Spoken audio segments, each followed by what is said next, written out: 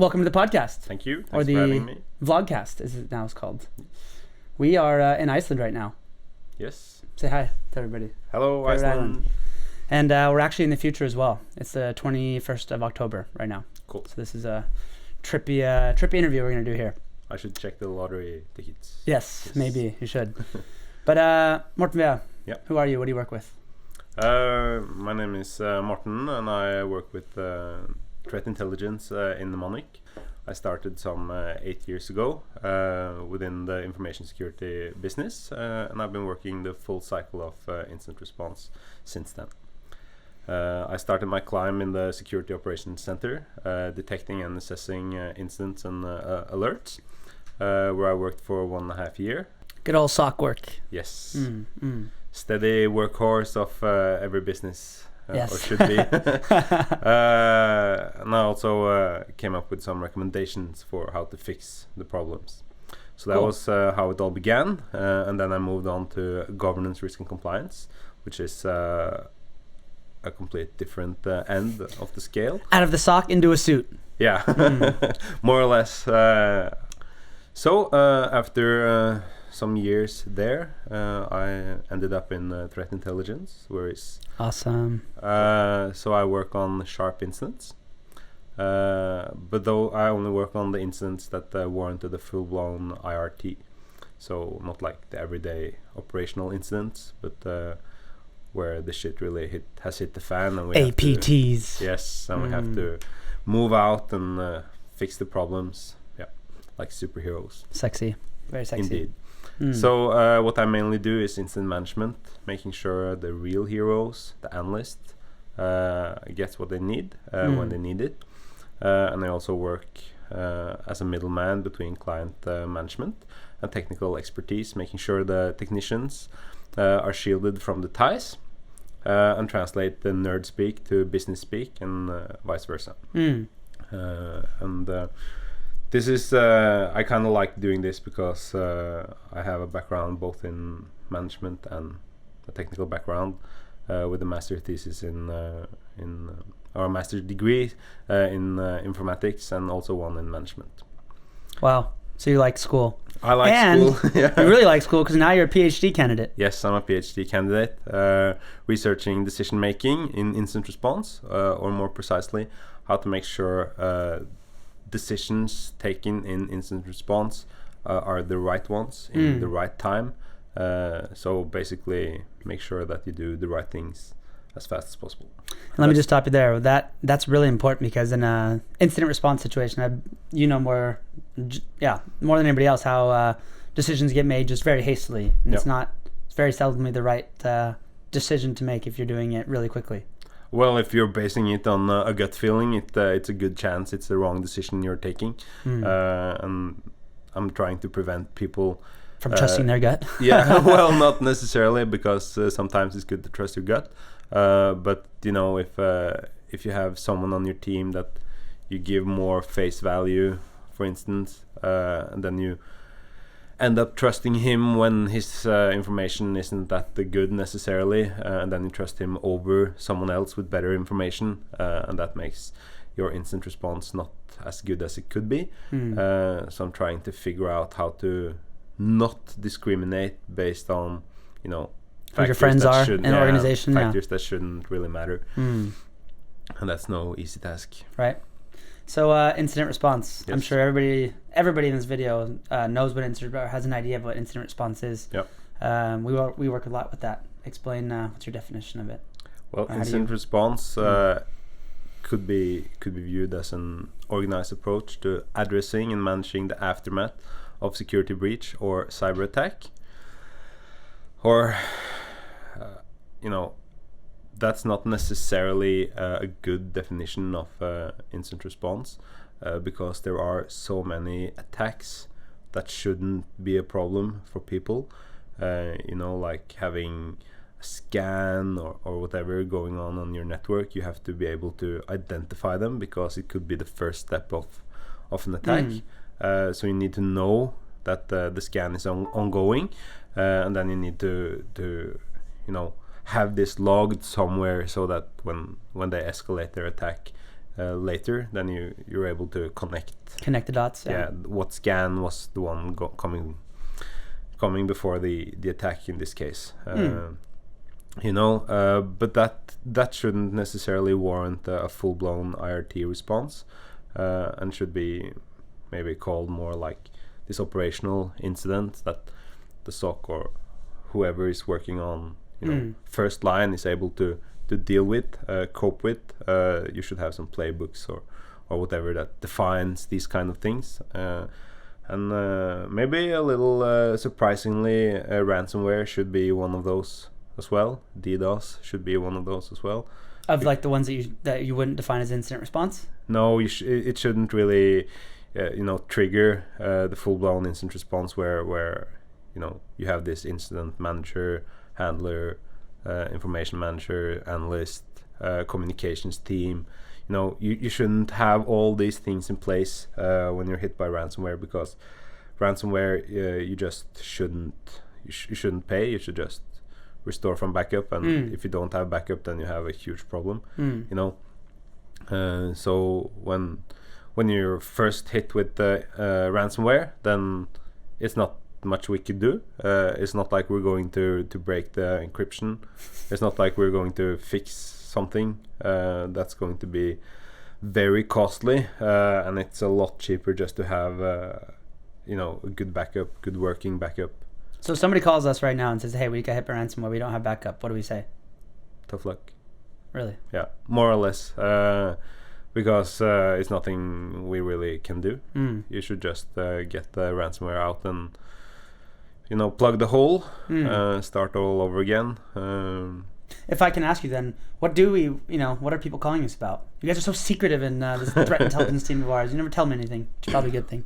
Well, our clients are calling us about mostly anything that they don't have the competency of or skills or resources to fix themselves, or they have some resources, sometimes some skills, and they want to fix, be a part of it, and let us come and do assist them in the incident response. Some helping hands. Yeah, helping hands, and depending on our availability and the seriousness, and then of course we could come and help them, because this is what we do. We're professional incident responders, so we fix these kind of things.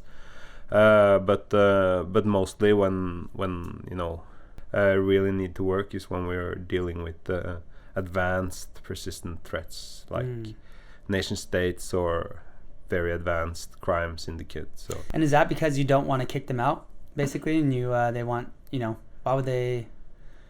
Well, eventually the goal is to kick them out, but it's not necessarily that we are able to kick them out or that we should kick them out just immediately, because we don't know who we're dealing with. We don't know what they want to get out of our clients, and then we don't know, say if we have found them in one segment of the network doing some kind of recon or whatever, and then we just indicate that we know that they're there, but we haven't necessarily seen them in this part of the network, then they could just go under the radar, hide, and just let that part be kicked out, and then they could keep on operating in the part of the network where we haven't identified them yet. What sort of actions would we do that would let them know we're there?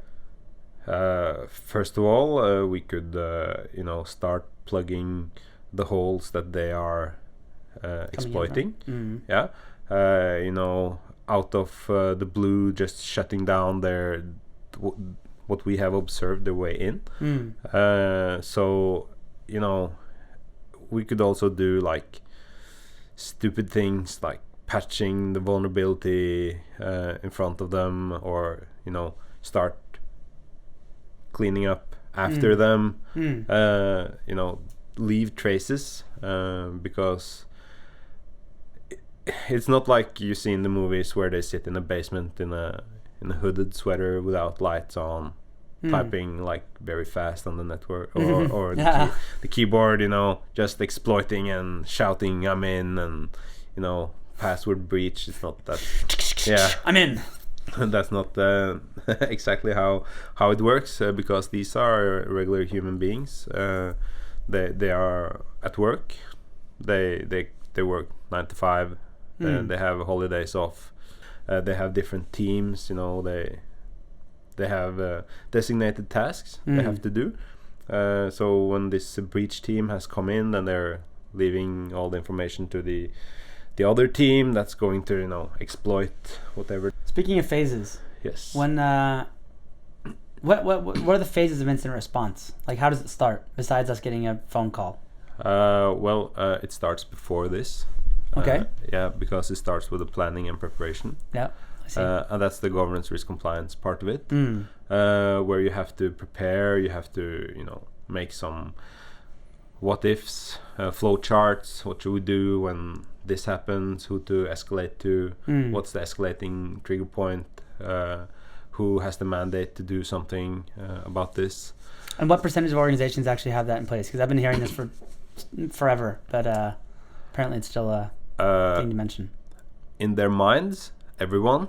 But when things get serious, that's when they see that whatever they had in place is not sufficient, or it produces bottlenecks or whatever. And that's the point of like tabletop exercises, right? Yes, that's correct. And intense, other exercises as well, because then you see it's a lot better to figure out where things go wrong when you have this safe environment where I'm the bad guy and not the actual bad guy is the bad guy, because I'm not going to leak your data or punish you. No harm, no foul. Yeah. So planning, yeah, and then the next one is detecting and reporting. It's important to have visibility in your network. If you have if you have a lock on your door, but you don't know, you can't see what's happening inside the house, or you can't see when the door has been opened, who opened the door, whatever. All you know if you leave the house and come back is the status when you left and the status when you come. And then if things are as they were when you left, then you just assume that no one was there, but you wouldn't know. If something is missing, then you know that someone has been there, but you don't know who, you don't know when, you don't know what else they did, so detection and reporting is important to have visibility. So the next phase in incident response is assessment and decision. But by the way, where are like the incident responders in this stage? Like, which part of the when do we get a call as an incident response team? Not yet, but not yet. Really? Okay, yeah. Yeah, but after this phase, which is the assessment and decision phase. So I'll shut up now. Go ahead. Which is the phase where you have to assess what has happened. The doors are maybe opened in my house. I got an alert. Nothing's missing. I'm assessing the situation. Is something gone? Is something broken? What has happened?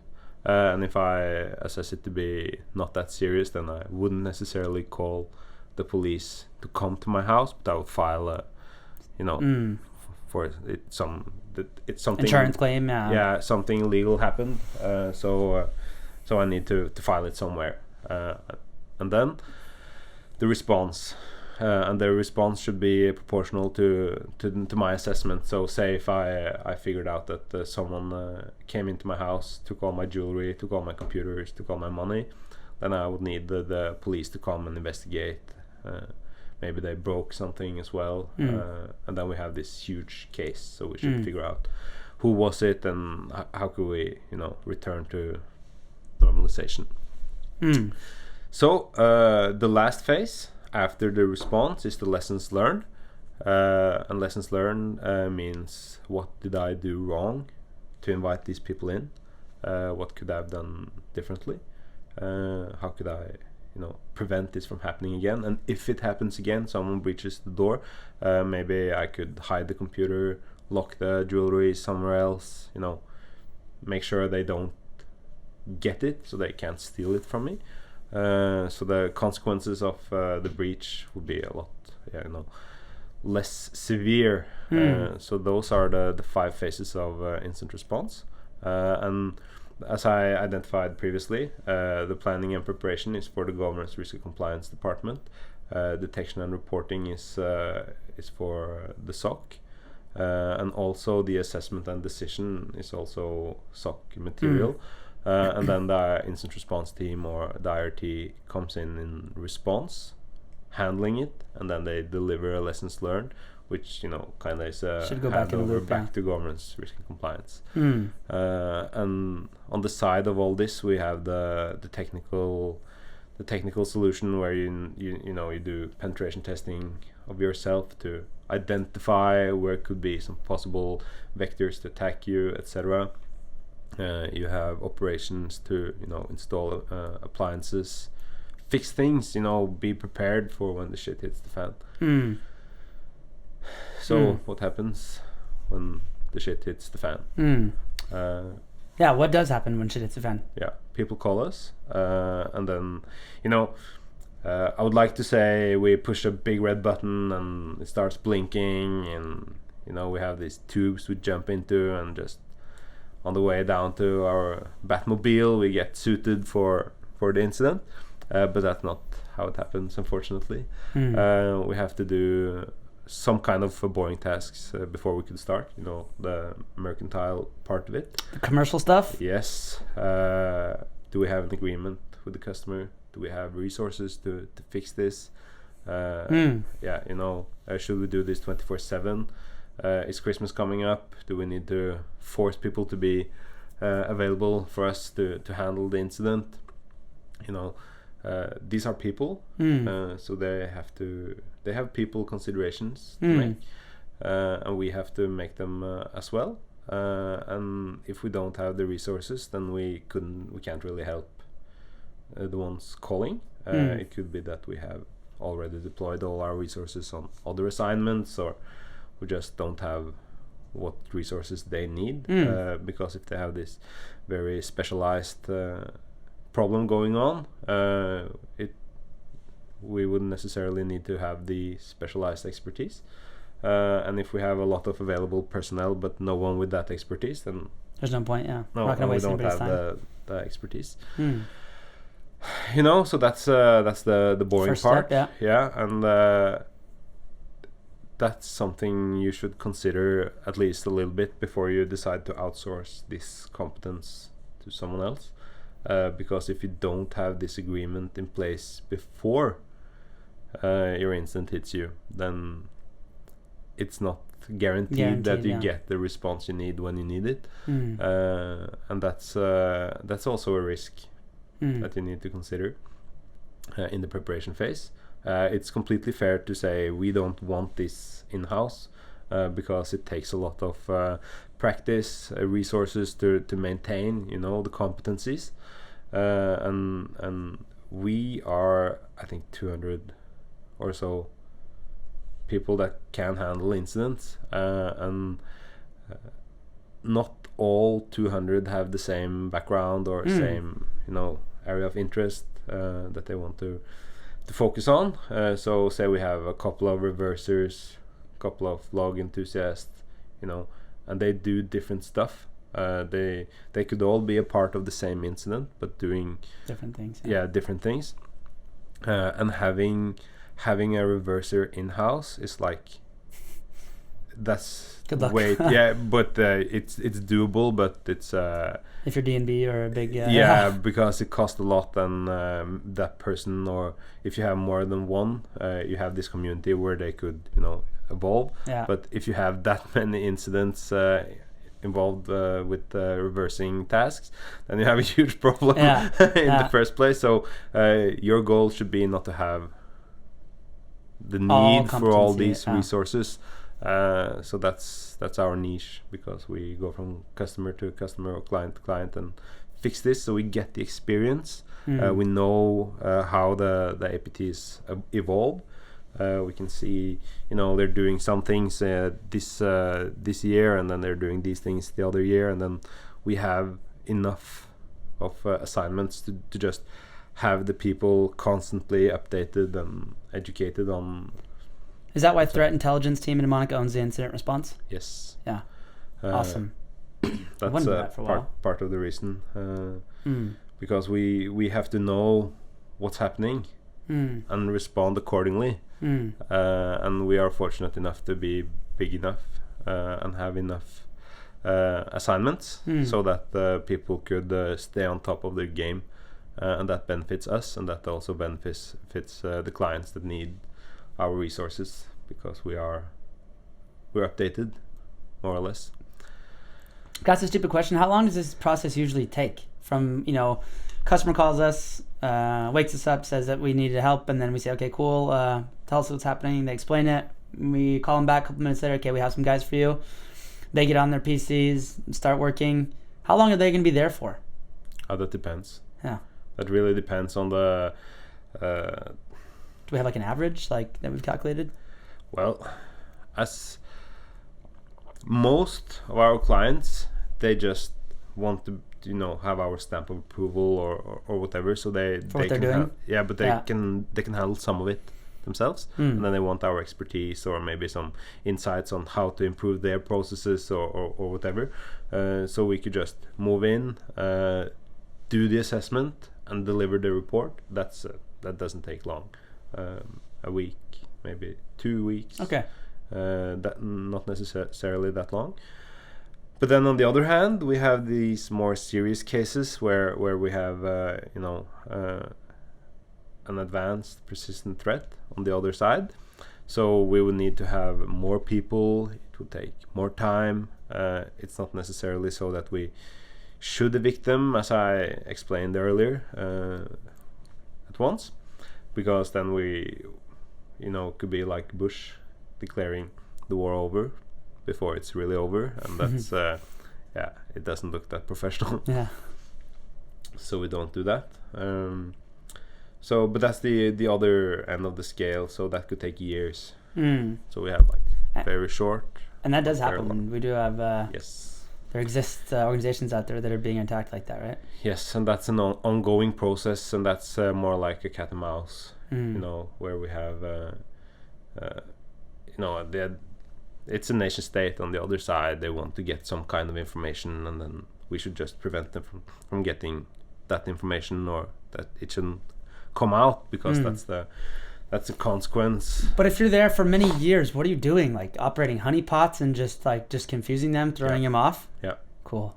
Awesome. Anything else you could say about stuff like that? Because I'm like, I don't even know what that entails. I'm just like, okay, if you have 10 of our best guys with you for 4 years, why are they still there? Yeah, it's that's a good question, and we have to give the attacker something, but not something that's valuable, and not something that compromises the clients of the client or whatever.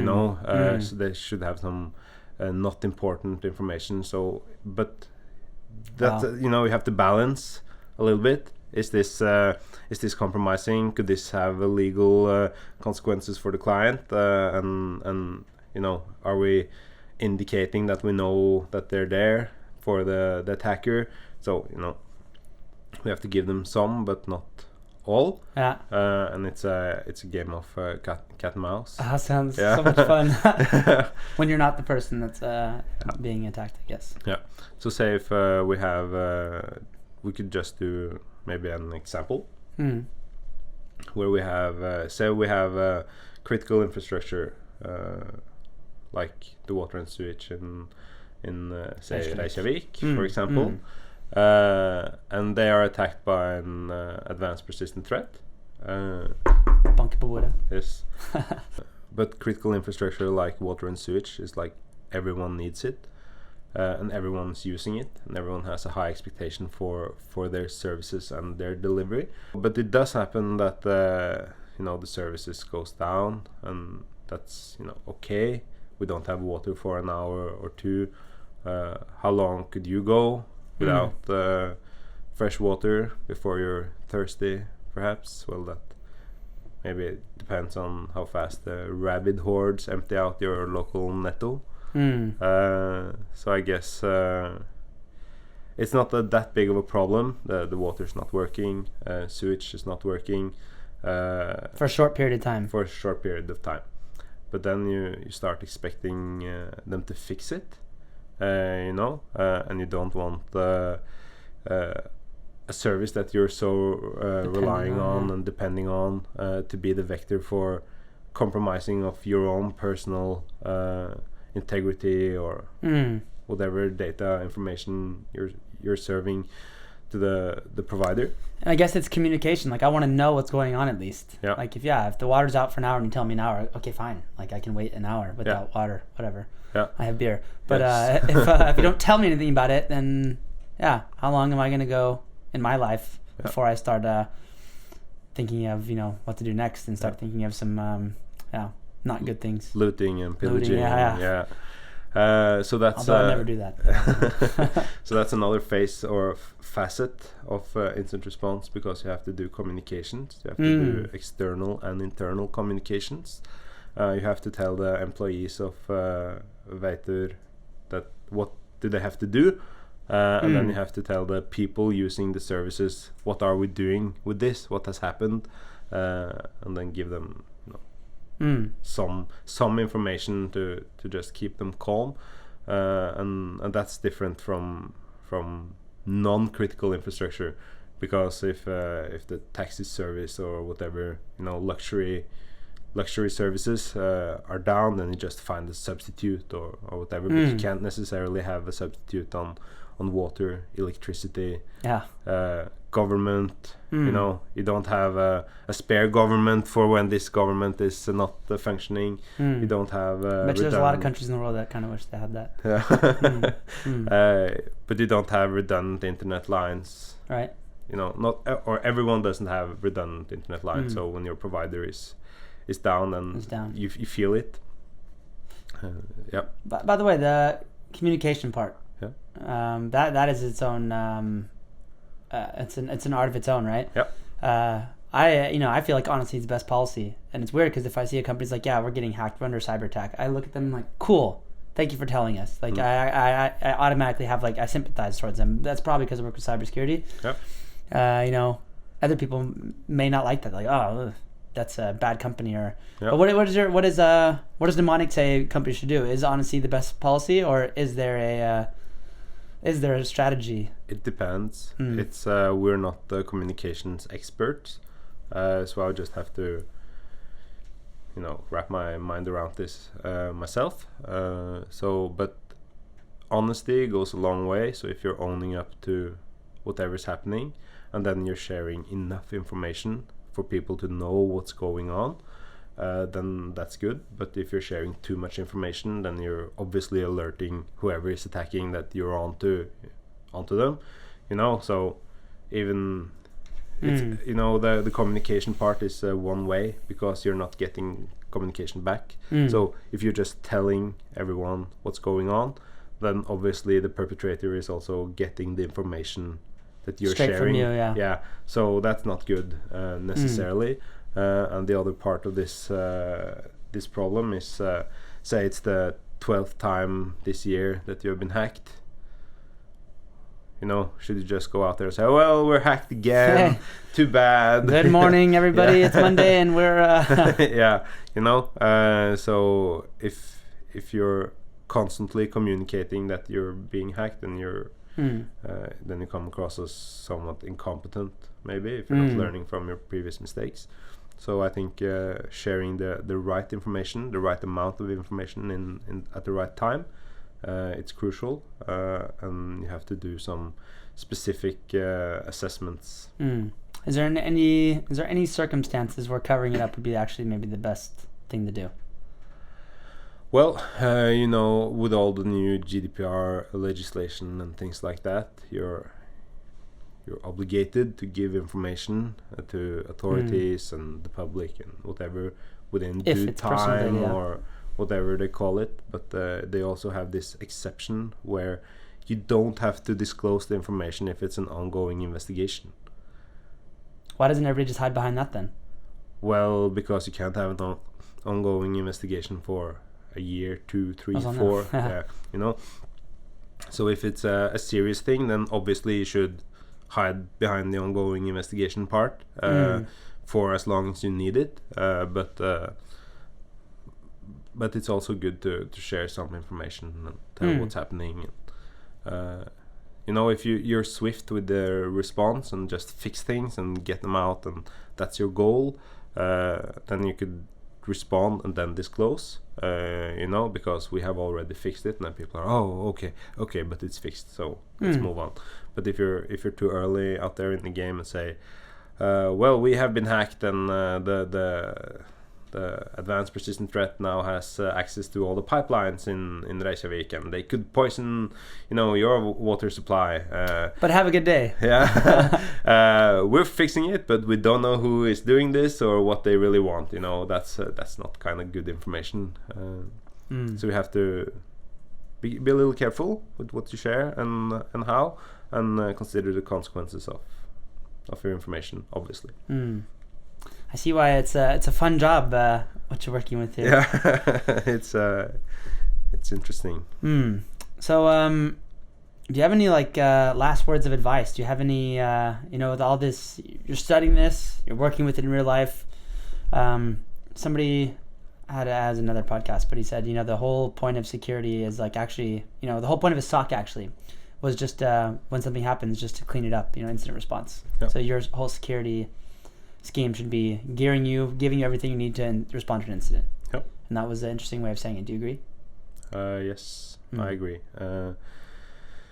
Because I usually, when I explain the steps, you know, the preparation, the you know, detection, assessment, response, etc., I used to draw circles, you know, indicating each step in the circle, and then I used to, you know, put this regular sized preparation part, and then I come to the response, and then it's a huge blob, because if you have a small preparation phase, then you have to do most of the job in the prep or the response phase. But if you're good at preparation, you know what's can hit you or how you should respond when it hits, then you have to have a lot less in the response. So the goal is to have a perfect balance between these two phases, where you have put enough money into the preparation phase, and then you wouldn't have to, you know, open your wallet when response comes in. Yeah, when the response comes in. And that's, you know, there are some things you could do to just start, and that's consider the different threat actors.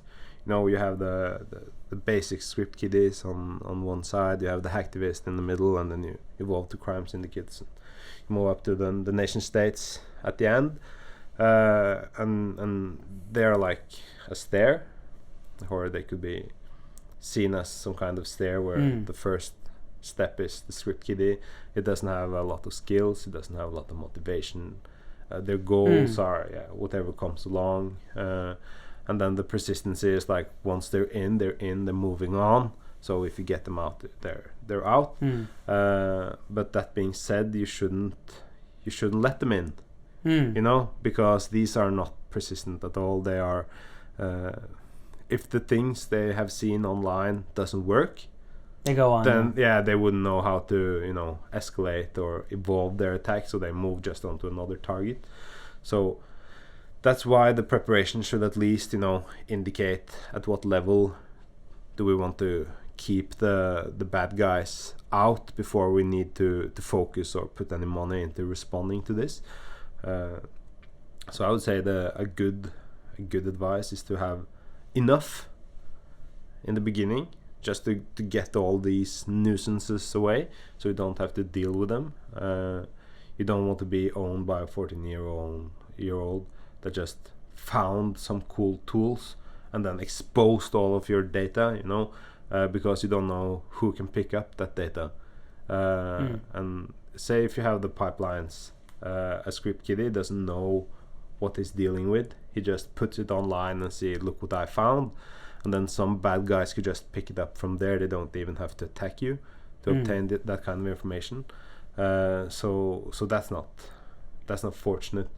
So you should just move up on the stairs until you're, you know, confident with not having to handle these, and you're prepared to handle, you know, the more advanced But just ones. to be a little more concrete here, what is these smaller steps, like ransomware, for example? That's like one of those things that you shouldn't have to deal with, right? Oh well, just, yes, that's an attack that's on the lower part. But I Yeah. was thinking threat actors, Oh, yeah, you know, so- because the threat actors just find things, or they want to do some harm against you, and then they have different skill set, motivation, etc. So they are just evolving. So crimeware or crime syndicates, they want to do. You know, they have this kind of goal. They want to make money on you or whatever. You know, selling information that you have to other parts.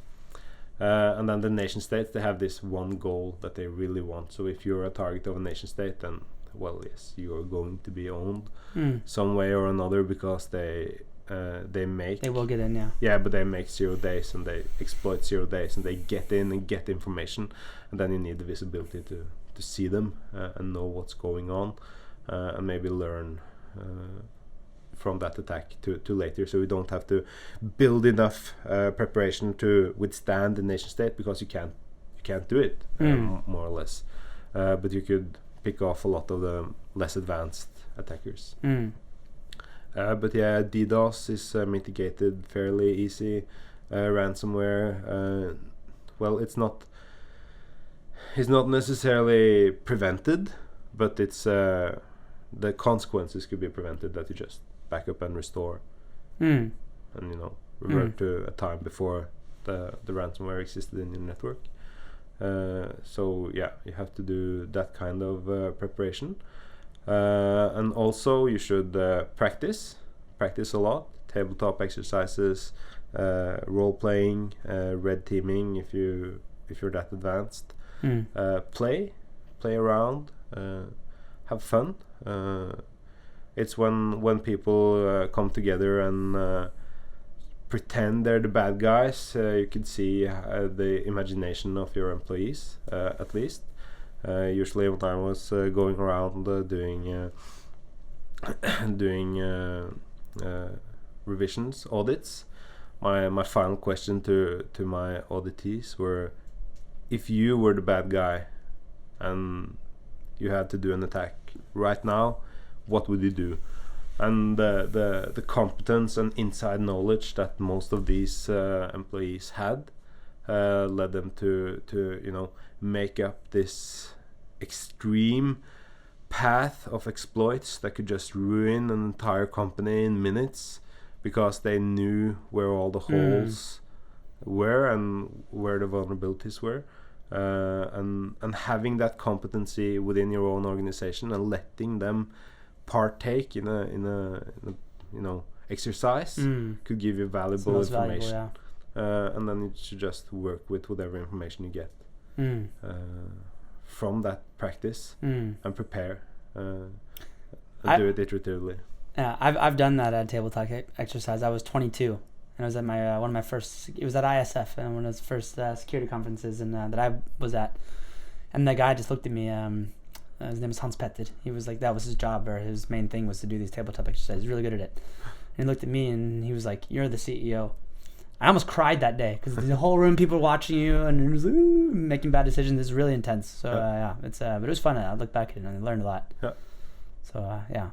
It's a safe environment of messing up, doing the wrong things, as long as you don't have a culture of exposing those kind of people and punishing them, but rather learn from what they have not done the right way.